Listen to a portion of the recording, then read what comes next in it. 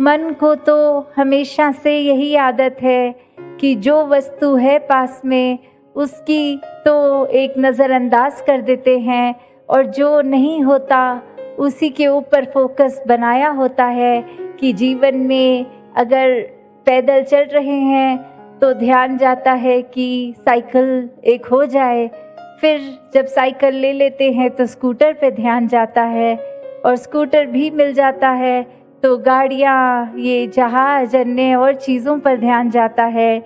तो किस तरह मन वो शुक्राना भाव, पेट ज़्यादा देर टिक नहीं पाता कि ये वस्तु तो है, इसी में एक प्रभु का शुक्राना करके गुजारा बहुत अच्छे से चल रहा है, पर जो है ही नहीं उसके ऊपर ये ध्यान जाता रहता है कि काश ये भी होता, दूसरे की कोई जीवन में उपलब्धि दिख जाती है तो लगता है हमारा मन खाली है, उसके पास तो कितना भरपूर एक जीवन है।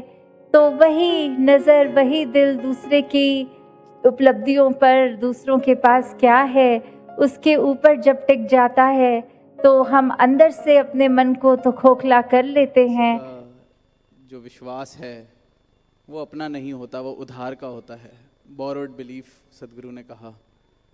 तो बड़े सहज में वो कन्वर्सेशन हुई, पर उसके बारे में जब सोचने का अवसर मिला, थोड़ा समय बिताया, तो यही लगा कि ये जो विश्वास है, ये जो श्रद्धा है सदगुरु पर, निरंकार पर, अगर तो ये उधार की है, मेरा अपना इसमें कुछ नहीं मैंने अनुभव किया, सिर्फ किसी ने कहा तो मैं चल रहा हूँ, किसी ने ज़ोर ज़बरदस्ती की तो मैं चल रहा हूँ, किसी ने कोई कुछ कहे ना इसलिए मैं चल रहा हूँ, तो कहीं ना कहीं किसी ना किसी ऐसी स्थिति पे आके सबसे पहला डाउट, सबसे पहला संदेह मैं इस परमात्मा पर, सदगुरु पर कर बैठता हूँ। तो वो जो शब्द सदगुरु ने कहे कि बोरोड बिलीफ, तो अरदास यही निकली कि ये तो जो ब्रह्म ज्ञान दे रहे हैं और हर एक से यही चाह रहे हैं कि आंख बंद करके भक्ति की कोई उम्मीद नहीं की जा रही आपसे। इस परमात्मा के दर्शन अगर कराए जा रहे हैं तो इस परमात्मा के दर्शन करके, इसको अंग संग देख के, इसके एहसास में अपना जीवन बिताया जाएगा तो भक्ति होएगी। तो विश्वास भी फिर अपना खुद अर्जित किया हुआ, जीवन में जिया हुआ विश्वास होगा।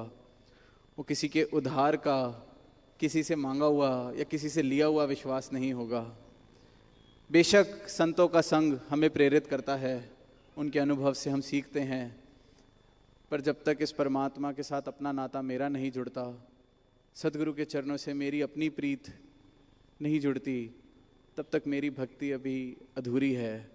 वो फिर उधार की बातों पर, उधार की विश्वास पर, उधार की श्रद्धा पर ही टिकी हुई है। और उधार का जितना भी सामान इकट्ठा कर लिया जाए वो कभी अपना नहीं हो सकता। और सदगुरु सबको बराबर ब्रह्म ज्ञान दे के, बराबर जीवन में अपने उपदेश दे के, मार्गदर्शन करके, आशीर्वाद दे के सबको बराबर का हक प्रदान कर रहे हैं जीवंत मुक्त होने का।